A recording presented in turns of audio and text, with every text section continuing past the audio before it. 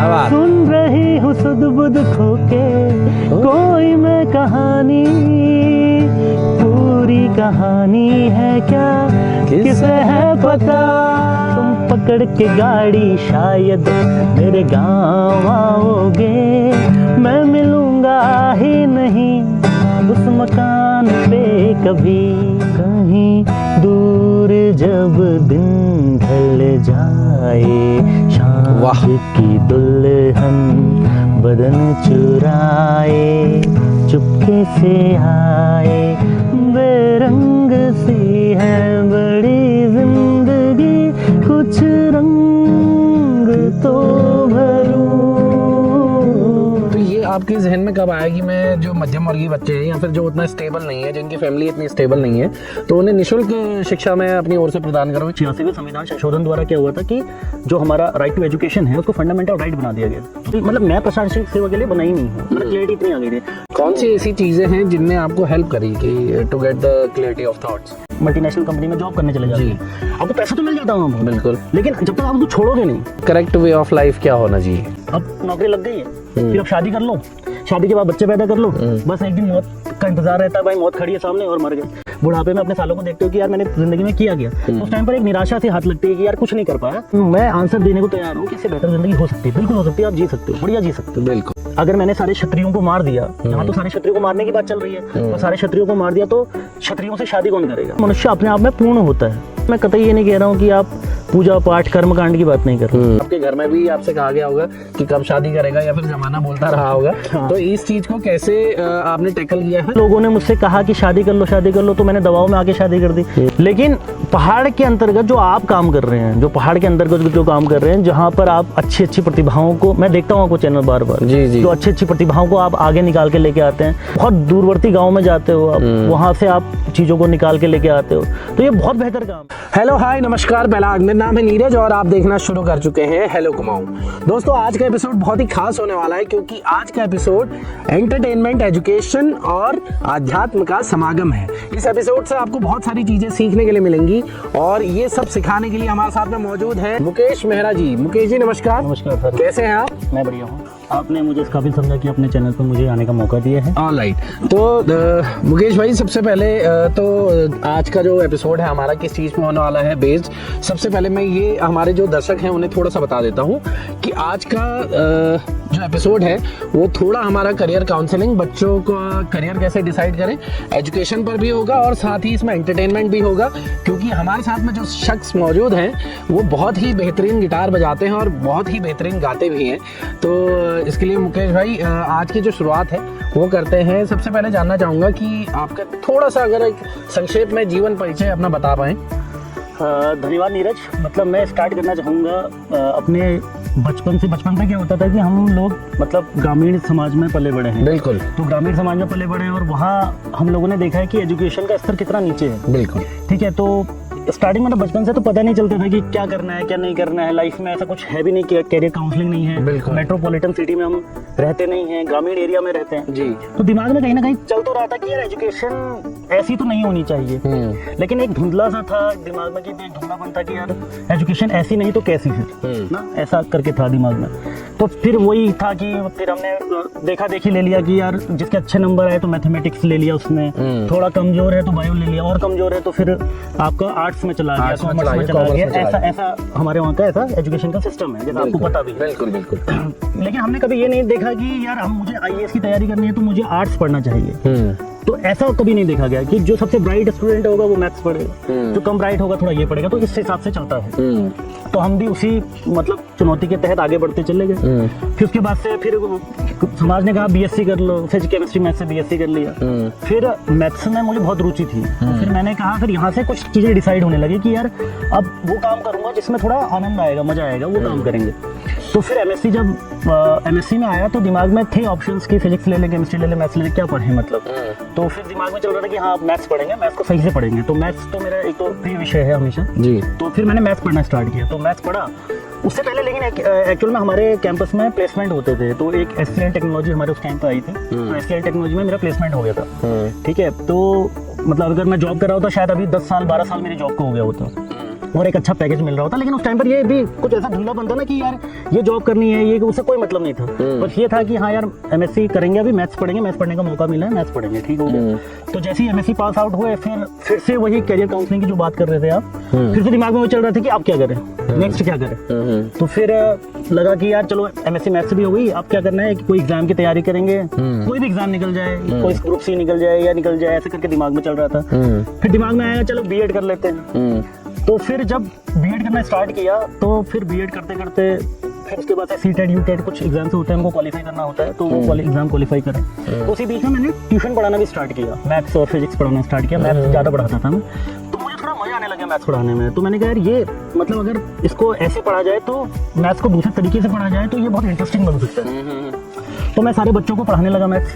तो मैं उस टाइम पे नैनीताल में था, तो नैनीताल में जैसे मेरा बीएससी कंप्लीट हुआ तो मैंने ट्यूशन पढ़ाना स्टार्ट किया। लेकिन बाद में जब उसमें घुसा तो मैं ट्यूशन में टीचिंग पीरियड में घुसा तो मुझे बहुत इंटरेस्ट आने लग गया। तो मैंने कहा कि अब मतलब ये नहीं था कि यार ये प्रोफेशन बनेगा या इसे प्रोफेशन बनाऊंगा या कुछ ऐसा कुछ नहीं था। बट ये था कि हाँ यार दिमाग में चल रहा था कि इस काम को करने में आनंद तो आ रहा है ऐसा करके। लेकिन हमारे वहाँ की व्यवस्थाएं ऐसी हैं कि मतलब एजुकेशन को मतलब इतना वो नहीं दिया गया ना, इतना महत्व नहीं दिया जैसे जो डेवलपमेंट कंट्रीज होती हैं, मतलब विकसित देश होते हैं, वहाँ एजुकेशन को बहुत ज़्यादा ऊपर रखा जाता है। हमारे वहाँ वो अभी न्यू एजुकेशन पॉलिसी में 6% हुआ है। वहाँ जो बजट का है, सरकार का बजट का जो जाता है हिस्सा जाता है वो 6% मतलब अभी एजुकेशन में जा रहा है। रिसर्च और डेवलपमेंट का हाल इतने बुरे हैं कि हर साल कुछ नए नियम निकाल करके उसको मतलब एक सैद्धांतिक तौर पर मतलब आगे बढ़ा दिया जा रहा है, व्यवहारिकता नहीं आ रही है उसमें। कहने का मतलब ये है।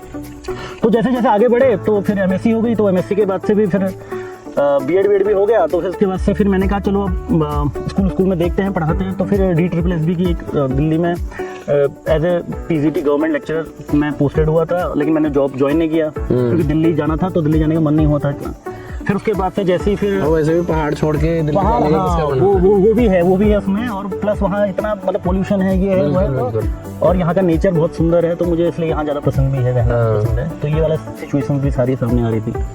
लेकिन उसके बाद फिर क्या हुआ ना, जैसे तैयारी करना स्टार्ट कर रहा था तो फिर मैं GD गोयनका इंटरनेशनल स्कूल में था अपना नौकुचियाताल में, वहाँ पोस्टेड रहा मैं। 8 महीने मैंने नौकरी करी हूँ, सैलरी भी अच्छी खासी आ रही थी, वर्क्स भी बहुत सारे थे वहाँ। मतलब ये था कि आपके बच्चों की एजुकेशन फ्री हो जाएगी और ये सारे वर्क्स थे। लेकिन मैं रियल बता रहा हूँ दिल से कि वो फील ही नहीं आया कि यार मुझे ये काम करना चाहिए। मुझे लग नहीं रहा था कि वहाँ के बच्चों को इतनी ज़रूरत है मेरी, इतनी खतरनाक ज़रूरत है कि जैसे ग्रामीण एरिया के बच्चों को शायद ज़रूरत ज़्यादा। और GD गोयनका में अगर बच्चा पढ़ रहा है तो यानी कि उसके फादर भी कहीं ना कहीं वेल एस्टेब्लिश्ड है और फाइनेंशियली वो बहुत स्टेबल है, बहुत ज़्यादा स्टेबल है। अगर वो मतलब नहीं भी करेंगे तो उन्होंने बिजनेस करना है ज़्यादा। लेकिन हमारे वहाँ के मध्यम वर्गीय परिवार है, तो मध्यम वर्गीय परिवार को क्या होता है कि यार एक मतलब अच्छी सी एजुकेशन हो जाए और एक अच्छी सी नौकरी लग जाए ताकि मैं अपना जीवन बहुत बेहतर तरीके से जी सकूँ।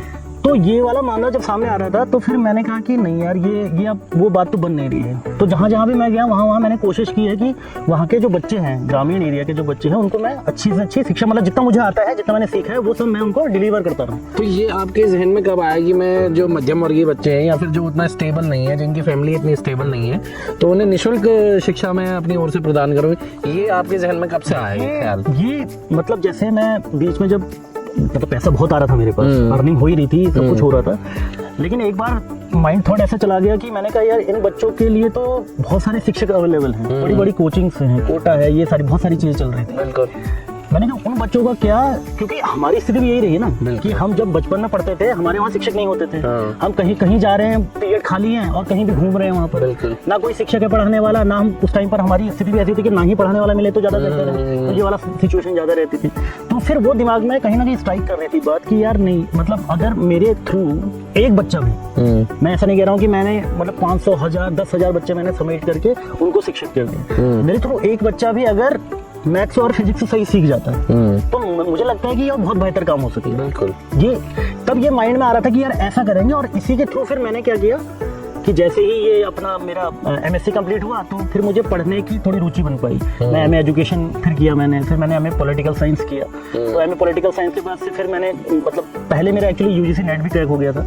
फिर हाँ, उसी बीच में फिर मैंने UPSC का एग्जाम भी दिया है। तो UPSC का एग्जाम दिया, तो UPSC के एग्जाम में क्या हुआ था कि प्रीलिम्स हो गया था, लेकिन क्लैरिटी इतनी आ गई थी ना कि यार ये प्रशासनिक सेवा मेरी, मतलब मैं प्रशासनिक सेवा के लिए बनाई नहीं हूँ, मतलब क्लैरिटी इतनी आ गई थी। तो मेंस देने के टाइम पे क्या होता, मेंस देने तो गया था मैं, बट उस समय मैं गोवा घूमने चला गया मतलब दिया ही नहीं मेंस। मैंने कहा यार अब तो क्लैरिटी आ गई तो ये काम तो नहीं करना है। लेकिन उसी दौरान मेरा पीएचडी एंट्रेंस में भी हो गया था। तो फिर मेरे दिमाग में आ गया था कि यार अब अगर एक टॉपिक भी रखूंगा तो एजुकेशन से रिलेटेड रखूंगा। तो फिर मेरे दिमाग में भी ये चलने लग गया कि यार मतलब वही होता है ना कि अगर आप कहीं जा रहे हो, रास्ते को जा रहे हो और तुम्हारे दिमाग में फिट है कि यार मुझे ये काम करना है, तो रास्ते खुलते जाते हैं। तो ऐसा कुछ हो रहा था। तो फिर रिसर्च के दौरान भी मेरे को दिमाग में ये चलने लग गया था कि यार टॉपिक भी ऐसा चुनो जिससे प्राइमरी एजुकेशन को कुछ फायदा मिल सके। तो फिर जो मेरा टॉपिक है, एक्चुअली मैं रिसर्च कर रहा हूँ अभी, पीएचडी कर रहा हूँ, तो उसमें भी मेरा टॉपिक यही है कि जो 86वां संविधान संशोधन हुआ था और 86वें संविधान संशोधन द्वारा क्या हुआ था कि जो हमारा राइट टू एजुकेशन है उसको फंडामेंटल राइट बना दिया गया। तो राइट टू एजुकेशन को फंडामेंटल राइट बनाने के बाद उसको 21 में रख दिया गया। इसका मतलब क्या है, वो हमारा मौलिक अधिकार है, फंडामेंटल राइट है। लेकिन ग्रामीण एरिया में ये पता ही नहीं लोगों को कि फंडामेंटल राइट टू एजुकेशन हमारा फंडामेंटल राइट है। तो मेरे दिमाग में ये बात भी स्ट्राइक कर दी थी। मैंने कहा जैसे जीवन जीने का अधिकार हमारा फंडामेंटल राइट है, वैसे ही राइट टू एजुकेशन भी क्या है, हमारा फंडामेंटल राइट। और लोगों को पता होना चाहिए ताकि वो आवाज उठा सके। अगर कोई उनको रोक रहा है और उनको एजुकेशन, प्राइमरी एजुकेशन से रोक रहा है, तो वहां पर कानून एकदम एक्टिव हो जाएगी, न्यायपालिका एक्टिव हो जाएगी कि भाई आपने उनके मतलब जो फंडामेंटल राइट है उसका वायलेशन कैसे किया, अधिकारों का हनन। हाँ, अधिकारों का हनन। एक आपने आपकी इतनी जो बातचीत अभी तक हमारी हुई है, एक टर्म आपने बहुत ही बेहतरीन इसमें बोला कि मेरे थॉट्स में वो क्लैरिटी आ गई थी। क्लैरिटी ऑफ थॉट्स इतनी थी कि मैं मेंस का एग्जाम छोड़कर जो है मैं गोवा घूमने चला गया, उसके बाद से पीएचडी में भी करने में लग गए। तो ये जानना चाहूँगा कि आज के टाइम पे जैसे कि स्टूडेंट्स के या फिर कई बार मैं ये देखता हूँ कि जो बड़े लोग भी हैं हमारे, मतलब जो एक सर्टेन एज को पार कर चुके हैं 50-60 में भी, तब तक भी लोगों के क्लैरिटी ऑफ थॉट्स नहीं आती है। लेकिन आपके क्लैरिटी ऑफ थॉट्स इतनी जल्दी कैसे आए, मतलब कौन सी ऐसी चीज़ है जो हेल्प करती है हमारे थॉट्स को क्लियर होने में? ये मैं ऐसा इसमें कहूँगा कि आपको ना पकड़ने से ज़्यादा छोड़ना ना चाहिए। मतलब अगर आपको क्लैरिटी ऑफ थॉट, जैसे आप हो, अगर आप कभी कोई मतलब अगर आप क्या करोगे, अगर आपने कुछ पढ़ा है यानी ग्रेजुएशन किया, आप अगर कहीं चले जाते हैं, कहीं मल्टीनेशनल कंपनी में जॉब करने चले जाते हैं, आपको पैसा तो मिल जाता हूँ आपको, बिल्कुल। लेकिन जब तक आप उसको छोड़ोगे नहीं, जैसे मतलब मैं अभी जॉब कर रहा था, पैसा तो मिल रहा था, लेकिन अगर मैं उसे छोड़ूंगा नहीं तो मुझे क्लैरिटी नहीं, मतलब जैसे मैंने उसको ज्वाइन किया तो मुझे ऐसा लग रहा है कि हाँ यार ये ज्वाइन करके ऐसा कुछ हो गया इसमें, लेकिन अब अंदर से बात आ रही कि यार इसके लिए तो मैं नहीं बना हूँ। तो अब मुझे इतनी हिम्मत होनी चाहिए कि मैं इसको छोड़ के वो काम देख पाऊँ कि जिसमें मुझे इंटरेस्ट बन रहा है। जैसे मुझे म्यूजिक में इंटरेस्ट है तो मैं म्यूजिक करना चाहता हूँ। अब उसमें ऐसा नहीं होगा कि मतलब म्यूजिक से मुझे इतना पैसा मिल रहा है या ऐसा कुछ है, मैं अपने धुन में वो चीज़ कर रहा हूँ, इंटरेस्ट के लिए, अच्छा लगता है।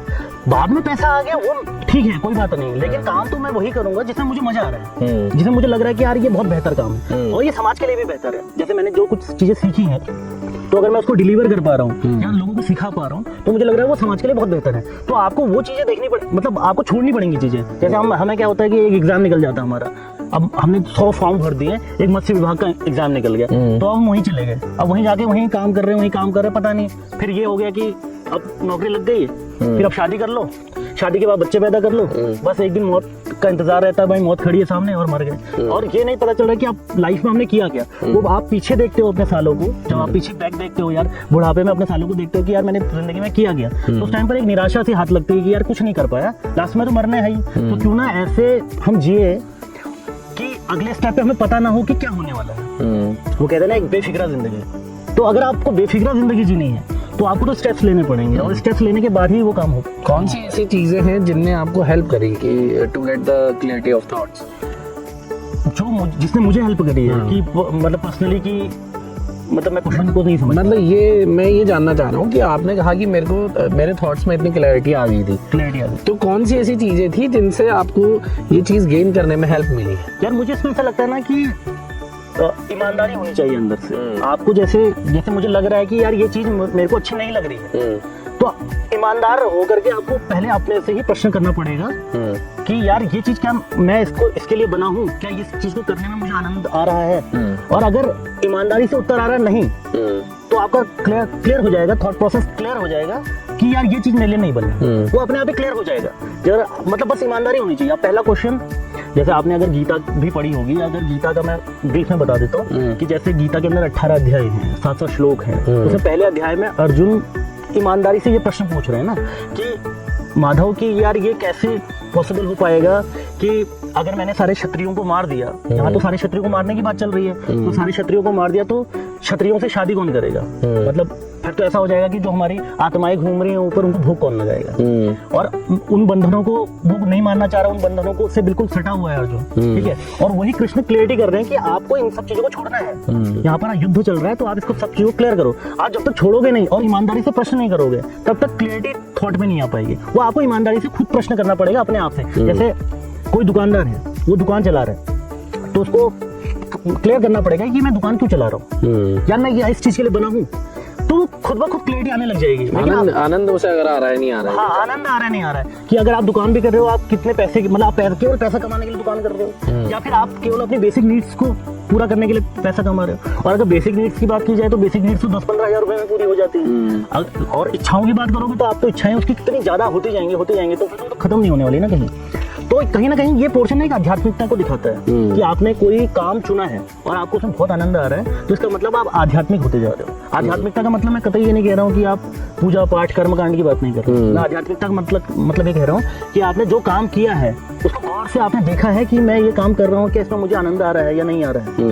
उसमें पैसा मैटर नहीं करता है, फिर वहाँ पर मैटर करता है कि आपका आनंद। तो आध्यात्मिकता के एक आयाम को आप छू रहे हो, वो मैटर करता है। और दूसरा है कि मतलब मैं हमेशा दो बात करता हूँ, एक तो मैं बात करता हूँ कि शादी की, और दूसरी बात करता हूँ मैं आपके काम की। अगर आपका काम बेहतर नहीं है और आपको अपने काम से प्यार नहीं है, तो इसका मतलब क्या हुआ? इसका मतलब ये हो जाएगा कि आपने अपने 8 से 10 घंटे उस वहां व्यतीत कर दिए जहाँ पर क्या हो रहा है, जहाँ आपको मजा ही नहीं आ रहा है, जहाँ आपको टेंशन से भरी जिंदगी है। और फिर आप घर आ रहे हो, घर में आपने शादी महिला भी मित्र ऐसी बना दी है जहाँ पर आपको लग रहा है कि यार आप मतलब इसके साथ रहना पड़ रहा है। क्यों? समाज के दबाव में आकर के मैंने शादी कर ली, क्यों लोगों ने मुझसे कहा कि शादी कर लो, तो मैंने दबाव में आके शादी कर दी। क्या वाकई में आपने देखा परखा जाना कि ये जो कॉन्सेप्ट दिया है ये आपका अपना है या समाज का है?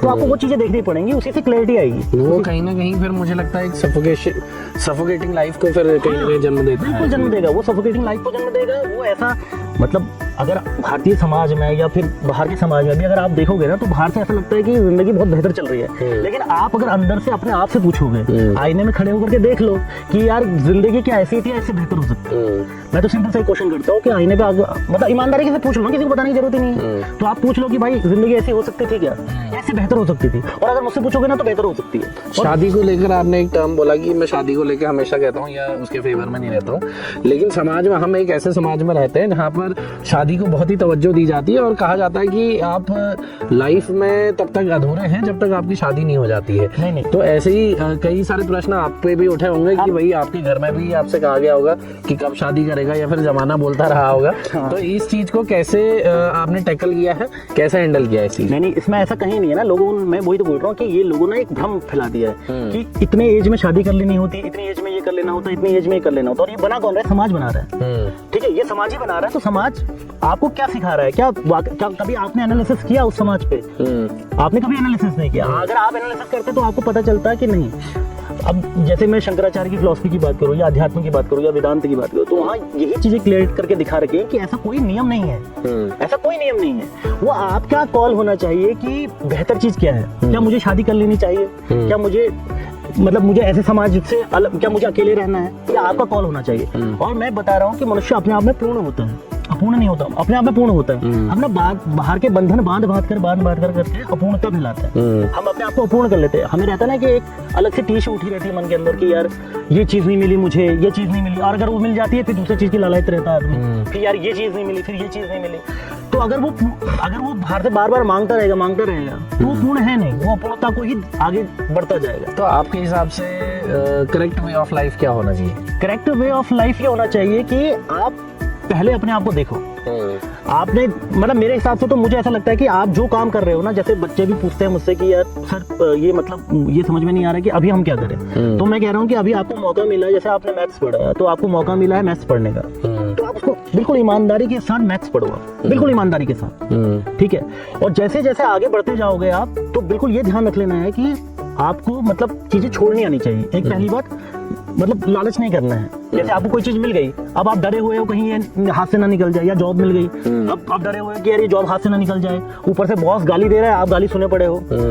ऐसा नहीं, अगर वो बात गलत लग रही है तो उसको गलत बोलना है कि यार ये गलत चीज है, और अगर वो सही है तो उसको पूरा सपोर्ट करना है, ये चीज सही है, चाहे जमाना कुछ भी बोले। जिंदगी मतलब वही है ना कि समाज कुछ भी बोले, आपको सही चीज फॉलो करनी है। यही शायद हमारी पत्रकारिता में भी ये लाइंस फॉलो कर दी है कि अगर सही को सही और गलत को गलत कहने की हिम्मत है, तभी आपको आना चाहिए। मीडिया तो आपको पता ही है, लोकतंत्र का चौथा स्तंभ होती है मीडिया। और आप तो बहुत बेहतर काम कर रहे हो कि आप यहाँ के जो पहाड़, मतलब अब ये देखते हैं, अगर हम मेट्रोपॉलिटन सिटी में चला जाएं तो वहाँ पर तो सनसनी फैलाई होती है ना, कि सनसनी मीडिया में ये है वो है, दुनिया भर की झूठी खबरें फैला रहे हैं।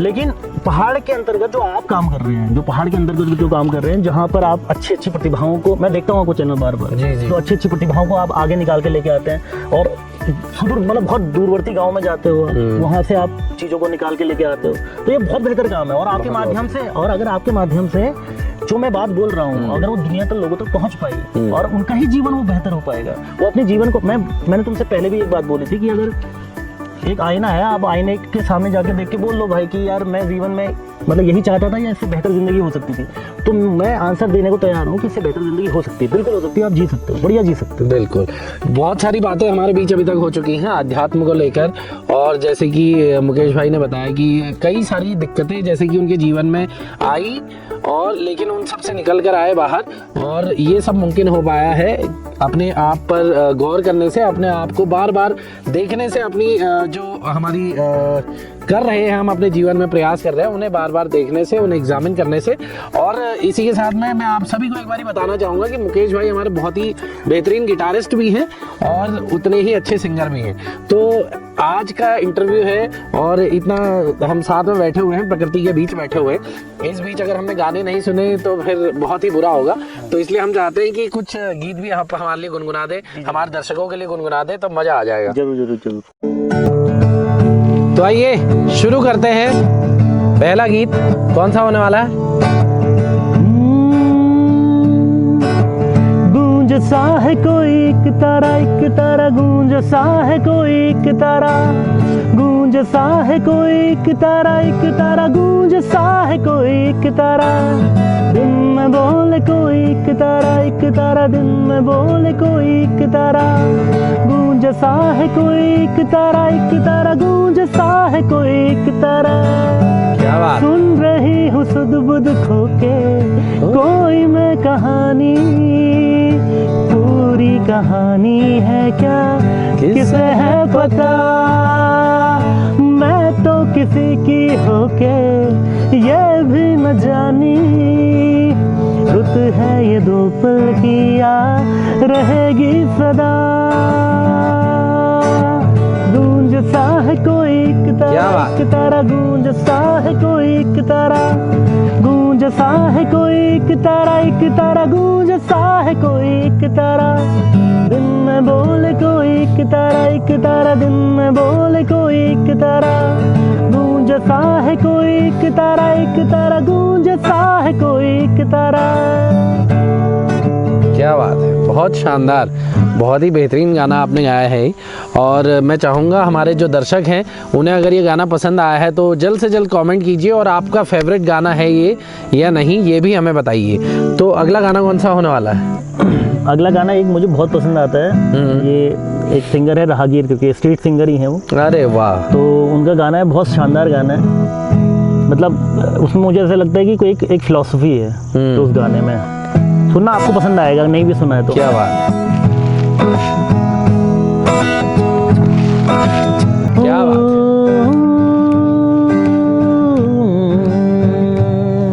तुम पैसे अहदों पर इतरा ना पाओगे, इतनी तालियां होंगी मेरे नाम पे कभी, तुम पैसे अहदों पर इतरा ना पाओगे, इतनी तालियां होंगी मेरे नाम पे कभी, तुम पकड़ के गाड़ी शायद मेरे गाँव आओगे, मैं मिलूंगा ही नहीं उस मकान पे कभी।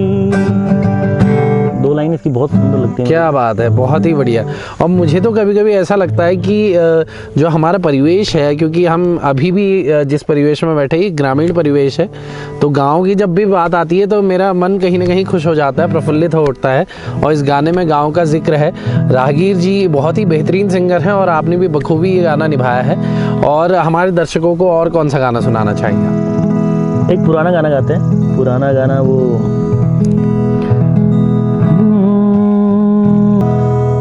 क्या बात है। तो जो अगला गाना आने वाला है, मूवी लाइफ इन मेट्रो, और आप अगर इस गाने को पहचानते हैं तो जल्दी से कमेंट करके बताइए हमें। बेरंग सी है बड़ी जिंदगी, कुछ रंग तो भरूं मैं अपनी तन्हाई के वास्ते, अब कुछ तो करूं। बेरंग सी है बड़ी जिंदगी, कुछ रंग तो भरूं मैं अपनी तन्हाई के वास्ते, अब कुछ तो करूं। जब मिले थोड़ी फुर्सत, जब मिले थोड़ी फुर्सत, खुद से कर ले मोहब्बत, है तुझे भी इजाजत, कर ले तू भी मोहब्बत। इन दिनों दिल मेरा मुझसे है कह रहा, तू ख्वाब सजा, तू जी ले जरा। क्या बात है तुझे भी इजाजत, कर ले तू भी मोहब्बत, है तुझे भी इजाजत, कर ले तू भी मोहब्बत। क्या बात है, जोरदार तालियां हो जाए।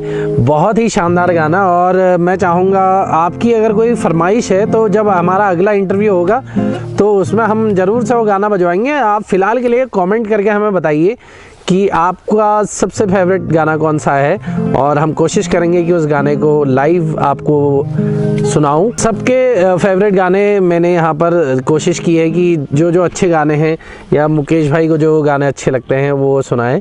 और एक मुकेश भाई मैं चाहता हूँ मेरा फेवरेट गाना अगर आप ज़रूर वो थोड़ा सा गुनगुना दे तो मज़ा आ जाएगा। न हो के भी करीब तू। ओके, क्या बात, ये तो मेरा फेवरेट है। अरे वाह, हवाले कर दिया। क्या बात है। धन्यवाद। दिल को बहुत ही प्रसन्नता हुई और सही में मेरे को बहुत ही अच्छा लगा। मेरा फेवरेट गाना है। और मुकेश भाई से हमारी जो बातचीत थी, आपको ये एपिसोड हमारा कैसा लगा? मुकेश भाई ने यहाँ पर इतने बेहतरीन गाने आपको सुनाए। जल्दी से कमेंट सेक्शन में जाइए और जल्दी से कमेंट करके हमें बताइए आज का ये खास एपिसोड आपको कैसा लगा और क्या कुछ आपको सीखने को मिला इस एपिसोड से। और आपके जितने ज़्यादा कमेंट रहेंगे उतने ज़्यादा हमें कहीं ना कहीं प्रोत्साहन मिलेगा। और ये हमें ये प्रोत्साहन जो हमें मिलता है ये हेल्प करता है हमें कि आगे हम इसी प्रकार के और भी एपिसोड्स आपके लिए जल्दी से जल्दी लेकर आएँ। तो जल्दी से जाइए और कमेंट सेक्शन में हमें लिख के बताइए। और चैनल को अगर अभी तक आपने सब्सक्राइब नहीं किया है तो जल्दी से सब्सक्राइब कीजिए। मुकेश भाई बहुत बहुत धन्यवाद, आपने इतना अमूल्य समय निकालकर हमारे बीच आए और हमारे दर्शकों के लिए इतनी अनमोल बातें की, इसके लिए बहुत बहुत धन्यवाद। और जल्द ही मिलेंगे आपसे। धन्यवाद।